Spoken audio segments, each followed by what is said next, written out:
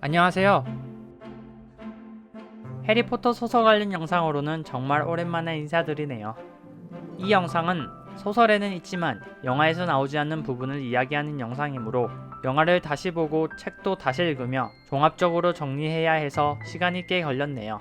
저도 비밀의 방은 워낙 어릴 적에 읽어서 기억이 잘 나지 않았는데 이번에 이 영상을 준비하고 조사하면서 어릴 적 느끼지 못한 걸 많이 느꼈습니다.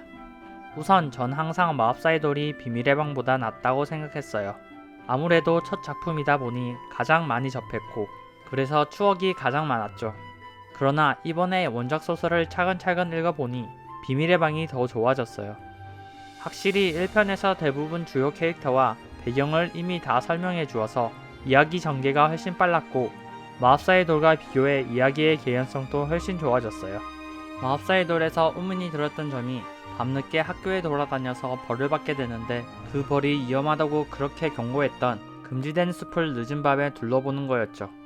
The first years, please note that the dark forest is strictly forbidden to all students. 초등학교 5학년의 나이의 아이들에게 말이죠. 먹을 사이로 예를 들면 기숙학교에서 밤에 조금 돌아다녔다고 아주 유명한 흉가를 11살 아이들에게 조사하라는 거예요. 비밀의 방에서는 이런 개연성 부분에서 확실히 전편보다 개선된 느낌이었어요. 그리고 무엇보다 후반부를 위해 긴장감을 고조시키는 과정이 너무 좋더라고요.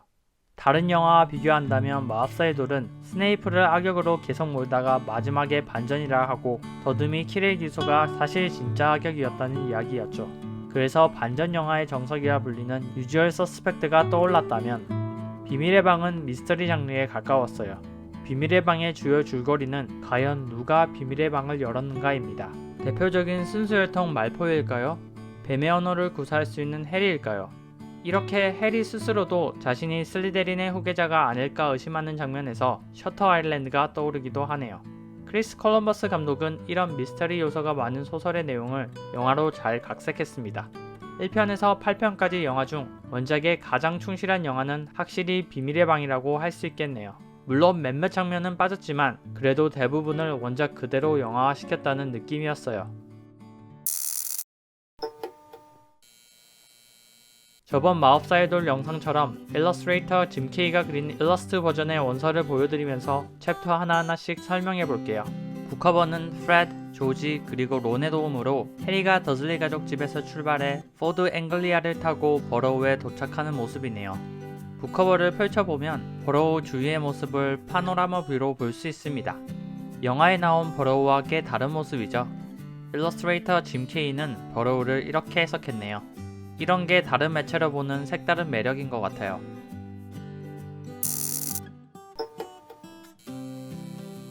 제가 소장하고 있는 이 책은 영국판 원서입니다. 미국판은 미국인들이 익숙한 단어로 바꾸어 출판되었고 몇몇 단어들만 바꿨을 뿐 내용은 똑같습니다.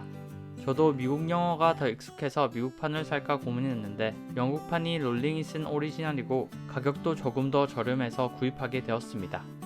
물론 한글판도 있으니 구입할 마음이 있으신 분들은 참고해주세요. 책 표지는 전편과 마찬가지로 커버에 프린터가 되어 있지 않고 이렇게 빠집니다. 커버를 벗긴 하드커버의 모습은 깔끔하게 올 오렌지색으로 되어 있고 책 제목은 초록색으로 대비가 참 예쁘네요. 책은 총 259페이지입니다. 이제 첫 장부터 같이 보도록 합시다. 표지를 펼치면 스프라투 교수가 약초학을 가르쳤던 그린하우스가 등장합니다. 제가 샌프란시스코에 거주했을 때 자주 가던 식물원이 있었어요. Conservatory of Flowers라는 식물원이 있었는데 이 그림을 보니 그곳이 떠오르네요. 온통 유리로 되어 있고 초록 식물들이 가득한 곳에서 수업을 받으면 기분이 어떨까요? 이런 곳에서 수업을 받다니 호가트 학생들이 부러워지네요. Good morning, everyone. 개인적으로 영화에 나왔던 약초학 교수보다 더 재밌는 것 같아요. 비밀의 방에서 거미가 많이 나와서 역시 거미 그림이 많습니다. 거미 그림들이 꽤 디테일하고 패턴들이 너무 재밌네요. 이런 디테일은 영화보다 훨씬 더 다채롭습니다. 특히 거미 배 부분에 재밌는 패턴을 넣어 놓았는데 볼거리가 있고 재밌네요. 짐 케이의 일러스트를 보면 동식물들에 굉장히 애정을 보여주고 자주 그리는데 사실 그가 일러스트레이터가 되기 전에 식물원에서 일을 했다고 합니다. 그가 식물원 일을 굉장히 좋아했었고 좋았던 기억들을 그림으로 보여주는 걸 좋아한다고 하네요. 픽시들입니다. 영화에서 모든 픽시들이 똑같이 생겼지만 이 일러스트북에는 하나하나의 픽시의 캐릭터를 넣어줬네요. 나이가 어려 보이는 픽시가 있다면 나이가 들어 보이는 픽시도 있네요. 영화와 다른 일러스트의 재해석이 색다르네요. 목차 부분은 또 거미들이 등장하네요. 첫 번째 챕터는 최악의 생일입니다. 해리는 1학년을 마치고 더즐리 가족 집에 돌아왔어요.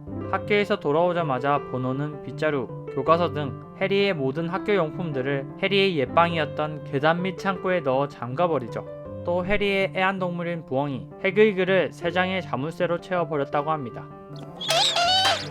왜냐면 해리가 해그이그를 이용해 편지를 보내는 걸 싫어했기 때문이죠. 모든 마법 관련 행동들을 싫어하고 금지하려 했습니다. There's no such thing as magic.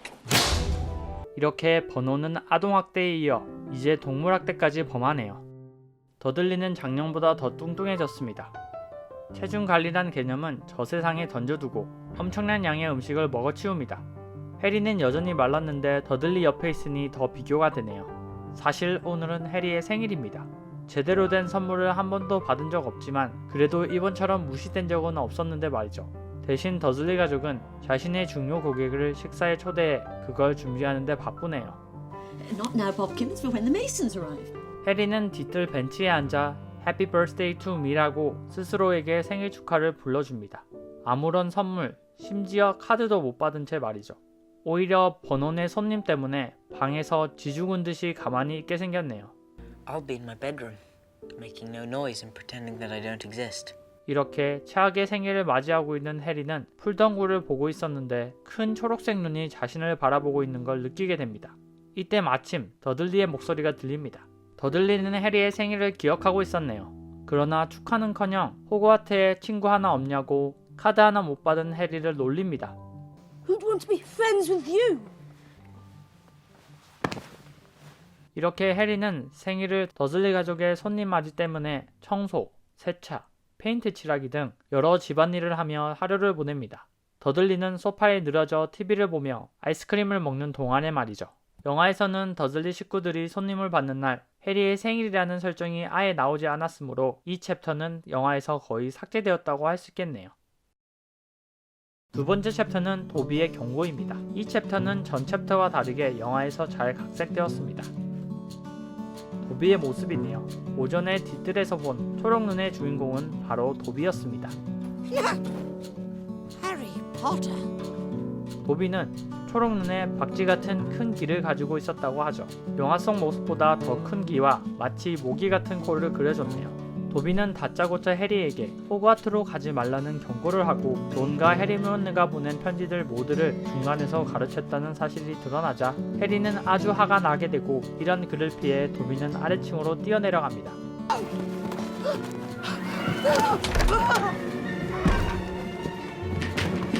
이 뒷부분은 영화와 약간 다른데 영화에서는 메이슨 부인이 케이크를 뒤집었었죠.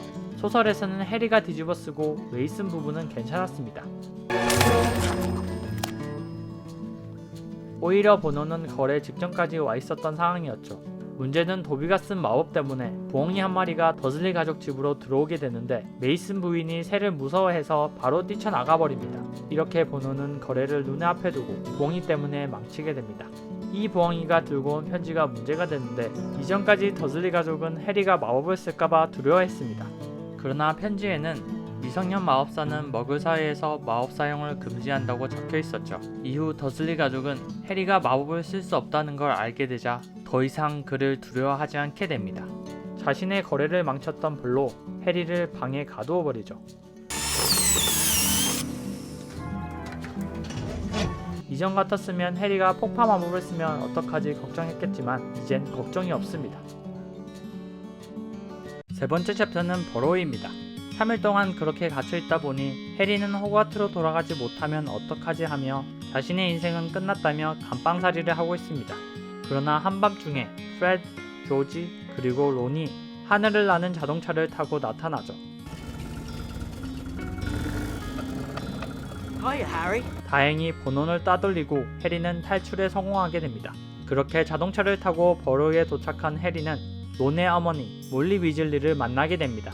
버로이에 대한 자세한 분석은 전에 영상에서 설명했었는데 버로이에 대해 궁금하신 분들은 위에 링크를 확인해주세요.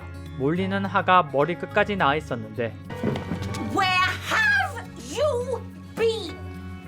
이유는 아들들이 허락 없이 자동차를 몰고 나갔기 때문이죠. 하늘을 나는 자동차는 포드 앵글리아로 아버지 아서가 마법으로 날게 만들었습니다. 그렇기 때문에 만약 머글들 중 누가 이를 본다면 최악의 경우에 아서는 마법부에서 직장을 잃을 수도 있는 거죠. 이 이후로 몰리는 화를 냈고 아들들에게 밭에 가서 놈을 제거하라는 허드렛일을 시킵니다.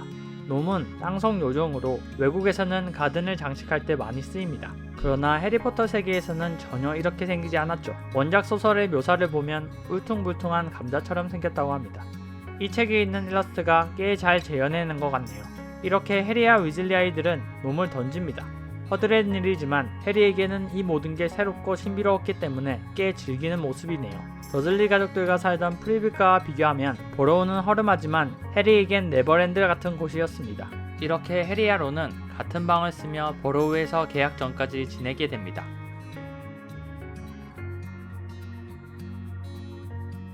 새학년 준비물을 구입하라고 호그와트에서 편지가 왔네요. 위즐리 가족은 플루가루를 이용해 다이거넬리로 갈 생각입니다.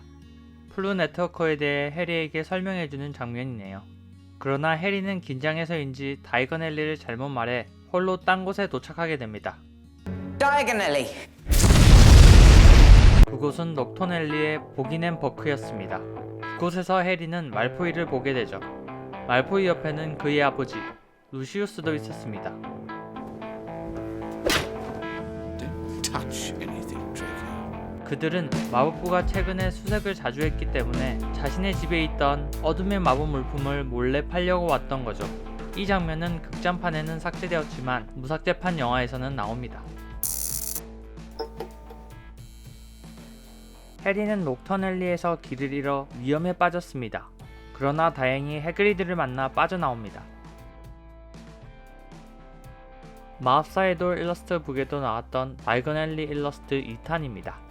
이 책의 일러스트레이터 짐 케이는 다이거넬리를 그리는 걸 참 재밌어하는 것 같습니다. 많은 정성과 시간을 들인 게 눈에 보이네요. 건물 하나하나의 디테일이 너무너무 예쁩니다. 다섯 번째 챕터는 움직이는 버드나무입니다. 도비 때문에 기차를 놓친 해리와 론이 아서의 자동차를 타고 가는 모습이네요. 배경의 건물은 세인트 판 크라스트 역으로 영화에서도 똑같은 장소가 나옵니다.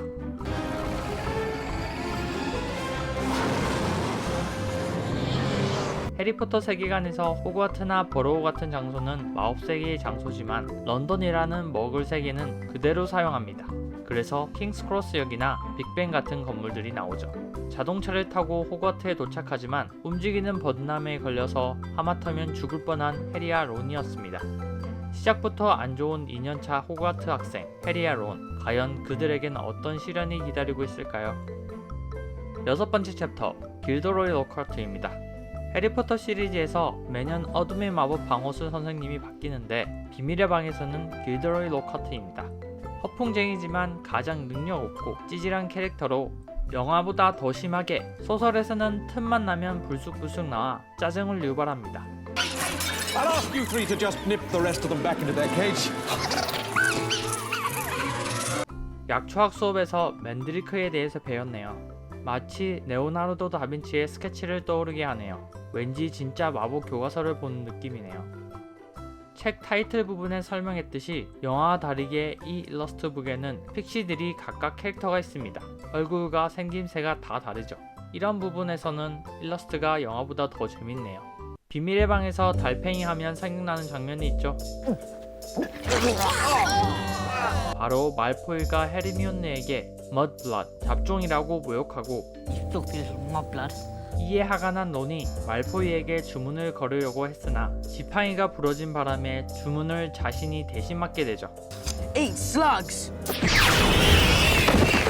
친구를 위해 싸워주는 론의 마음이 참 예쁘네요. 여덟 번째 챕터는 사망일 파티입니다. 생일 파티도 아니고 사망일 파티라니. 해리포터 세계관에서는 귀신들이 있기 때문에 가능한 말입니다. 이 챕터는 거의 통째로 삭제되었다고 봐도 무방합니다. 필치에게 쫓길 때 해리는 목이 달랑달랑한 닉의 도움을 받게 됩니다. 사실 이 장면은 후에 혼혈왕자 내용과 연결이 되죠. 혼혈왕자에서 말포이가 고치려고 하는 사라지는 캐비넷이 나오잖아요. 필치를 유인하려고 큰 소리를 내기 위해 이 캐비넷을 떨어뜨리는데 사실 이 장면에서 부러졌습니다. 그래서 해리가 닉에게 고마워하는데 닉이 자신의 사망일 파티에 초대를 하죠. 그날이 마침 할로윈이었기 때문에 거절하고 싶었지만 착한 해리는 자신을 도와준 닉을 거절하지 못했죠. 그래서 론과 헤르미온느를 설득해 닉의 사망일 파티에 가게 되는데 예상대로 많은 귀신들이 있었습니다. 그곳에서 모닝 머틀도 자연스럽게 만나게 되죠. 그레이트홀에서 열리는 맛있는 음식이 널려있는 할로윈 파티와 다르게 귀신들의 파티는 몸이 떨릴 정도로 서늘하고 추웠다고 합니다. 음식도 다 썩어서 손을 댈 수 없었죠. 닉의 콤플렉스는 목입니다. 목이 깔끔하게 안 잘리고 달랑달랑 붙어있어서 다른 목이 잘린 귀신들의 모임에 들어갈 수 없었다고 하네요. 귀신들이 이런 고민이 있을 거라곤 상상도 못했네요. 이미 저 세상 사람들의 세계를 이해할 수 없는 삼총사는 도망치듯 닉의 파티를 빠져나갑니다. 늦었지만 그레이트홀로 달려가면 남은 음식이라도 조금 먹을 수 있을지 모르니까요. 그러나 해리는 섬뜩한 목소리를 듣습니다.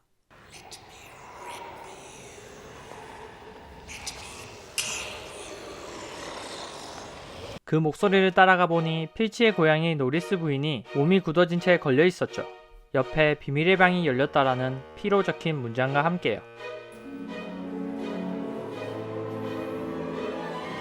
복도 양옆에서 그레이트홀에서 파티가 끝나고 돌아오는 학생들에게 둘러싸여져 있었습니다.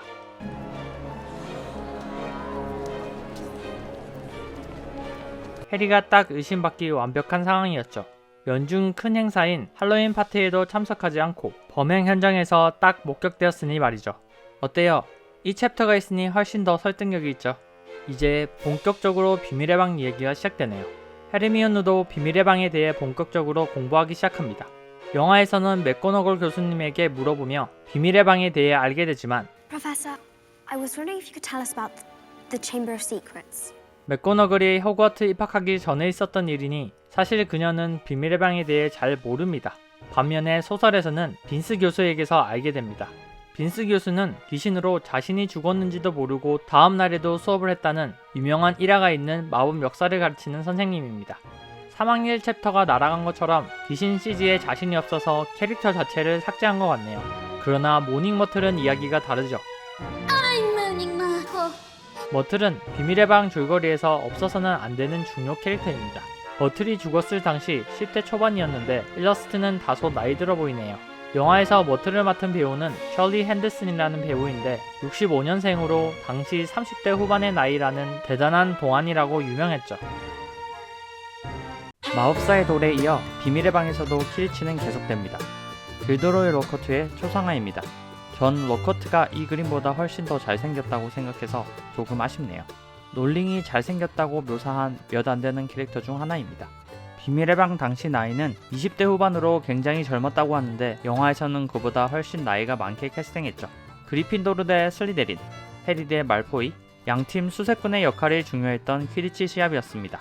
그러나 블러저 하나가 미친듯이 해리를 공격해 굉장히 위험했는데 해리는 팔은 부러졌지만 골든 스네치를 잡아내며 그리핀도르의 승리를 이끕니다. Harry Potter has caught the snitch! 이때 바로 폼프리 부인에게 갔다면 금방 고쳤을 겁니다. 그러나 나서기 좋아하는 길드로이 로커트가 나타납니다. 해리가 폼프리 부인에게 가겠다고 했지만 로커트는 굳이 자기가 고쳐주겠다고 해리의 팔에 주문을 겁니다. Brachiam. Emmendo.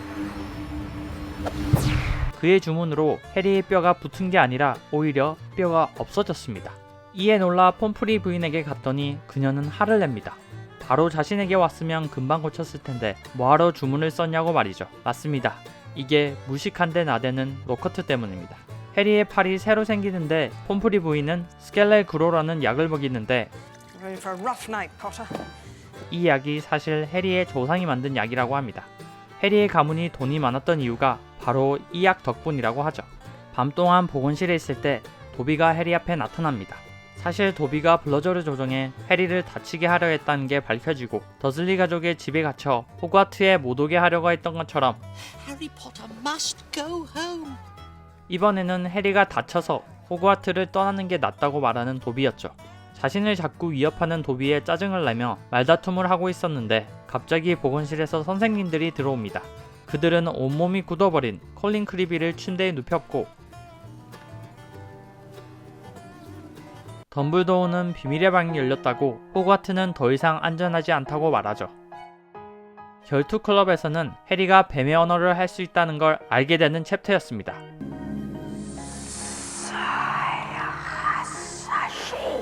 영화에서 빠진 부분은 해리와 말포이가 싸울 때 난장판이 되면서 헤르미온느와 슬리데린 여학생 멜리센트 불스트로드와 기영키며 싸우는 장면이 나옵니다. 소설에서는 이 장면이 자연스럽게 헤르미온느가 폴리주스를 위해 멜리센트의 머리카락을 얻는 장면과 연결되죠. Millicent Bulstrode, Slytherin. I got this off her robes. 해리가 뱀의 언어를 할 수 있다는 사실에 슬리데린의 후계자라고 소문이 쫙 났습니다. And you definitely think Potter's the heir of Slytherin. 이러던 중 두 번째 어택이 일어납니다. 이번의 피해자는 둘이었습니다. 해리에게 먹을 출신이라고 소개했던 저스틴과 목이 달랑달랑한 닉이었죠. 해리는 첫 번째 어택과 마찬가지로 두 번째 어택의 현장에서 목격됩니다. Caught in the act. 이로써 해리가 슬리데린의 후계자라는 루머가 더 확실해집니다. 맥거너글 교수는 저스틴과 닉이 공격당한 현장에 있던 해리를 교장실에 데리고 갑니다. 그곳에서 해리는 불사조 폭스를 보게 되죠.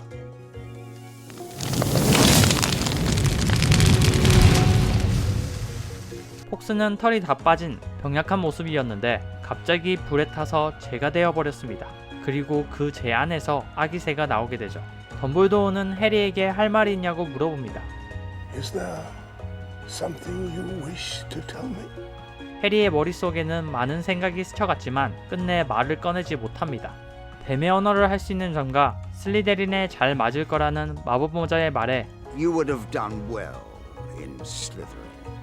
자신의 정체성에 혼란이 온 해리입니다. 사실 슬리데린의 후계자에 대한 미스터리를 풀기 위해 삼총사가 준비한 게 있습니다.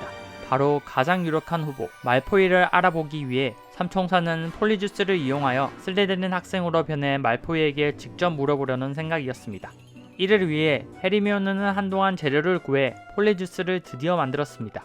빈센트와 그레고리를 컵케이크로 유인시킨 데 성공하고 헤르미온느는 결투 클럽에서 멜리센트와의 레슬링 중 머리카락을 얻는 데 성공했었습니다. 폴리주스에 자신이 변할 슬리데린 학생의 머리카락을 넣자 폴리주스 색이 변합니다.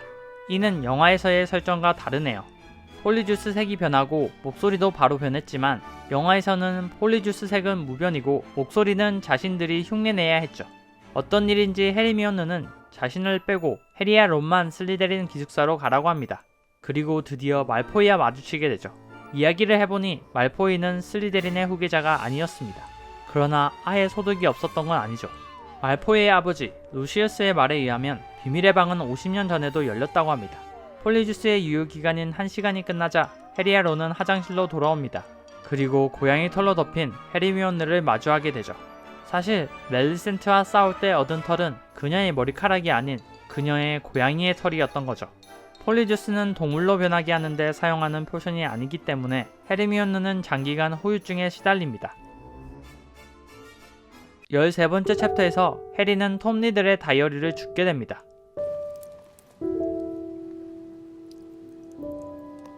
이곳에 글을 쓰며 톰 리들과 대화에 성공하고 그는 비밀의 방이 열렸던 50년 전의 기억으로 해리를 데리고 갑니다.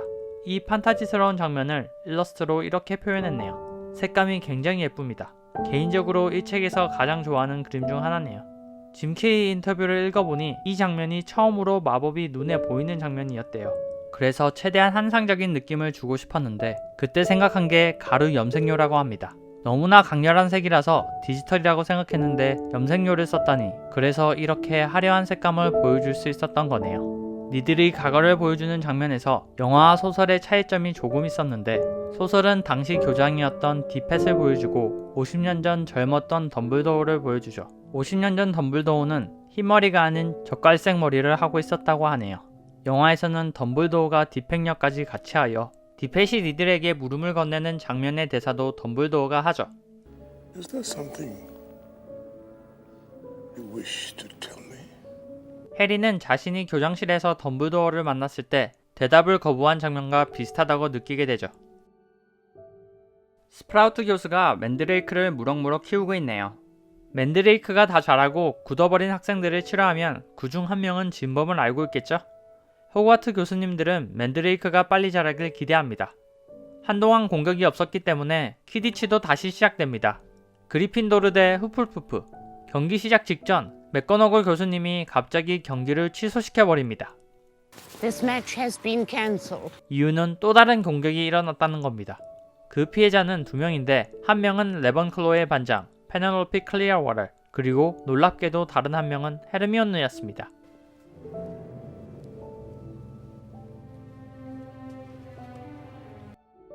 리들의 일기장으로부터 해그리드가 50년 전 비밀의 방을 열었다는 걸 봤습니다.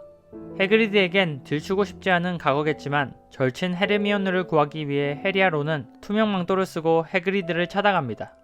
그때 마침 마법부 장관 퍼지, 덤블도어, 그리고 루시우스도 해그리드의 오두막에 방문하게 되죠. Cornelius Fudge, Minister of Magic. 이유는 과거의 비밀의 방을 연 전과가 있는 해그리드를 다시 붙잡는 거였죠. 다시 사건이 일어났으니 전과범을 잡는다는 간단하지만 어떻게 보면 단순한 사고네요. 그렇게 끌려가기 전 해그리드는 해리와 론에게 거미를 따라가라는 힌트를 줍니다. That all they'd have to do would be to follow the spiders. 금지된 숲으로 거미들이 가는 것을 발견하고 둘은 그날 밤 위험한 모험을 떠나기로 결심하죠.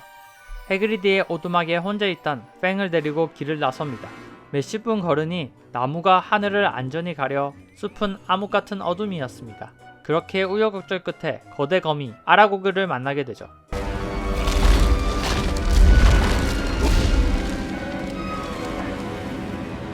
아라고그를 리더로 주위의 수많은 거대 거미들이 해리와 론을 둘러쌌습니다. 아라고그는 해그리드가 비밀의 방을 열지 않았으며 자신은 상자에만 갇혀 있었고 결코 누군가를 해치지 않았다고 말합니다. 비밀의 방에 있는 크리처가 아니라는 말이죠. 그리고 50년 전 비밀의 방이 열렸을 땐 한 소녀가 죽었다고 합니다. 그래서 호그와트가 다칠 뻔했는데 해그리드가 누명을 써 태학을 당했다는 거죠.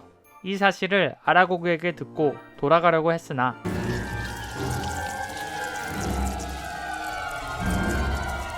거미들은 해리와 론을 순순히 떠나보내지 않았습니다. 거미들에게 잡아먹히기 직전 사라졌던 아서의 마법 자동차가 나타나 론과 해리를 구합니다.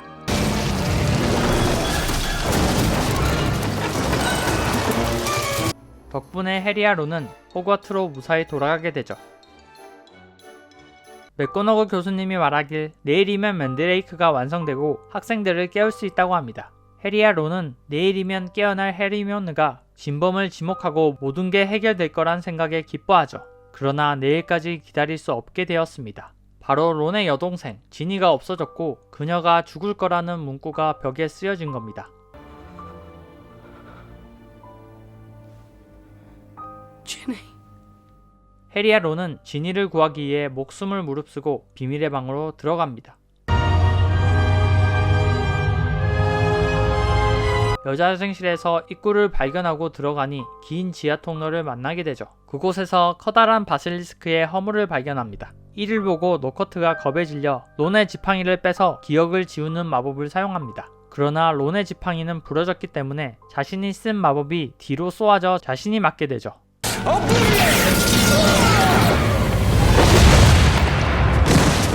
이로 인해 통로 천장이 무너지면서 론과 해리는 무너진 벽을 사이에 두고 떨어지게 됩니다. 돌들을 옮기기엔 시간이 너무 오래 걸렸기에 지니를 한시라도 빨리 구해야 했기 때문에 결국 해리 혼자 비밀의 방으로 들어갑니다. 드디어 이야기의 절정이 되는 챕터네요. 처음 말씀드린 것처럼 비밀의 방 영화는 원작에 아주 충실한 편입니다. 그러나 이 챕터만은 소설로 읽어보셨으면 좋겠네요. 굉장히 디테일하고 긴장감 있게 잘 쓰여졌습니다.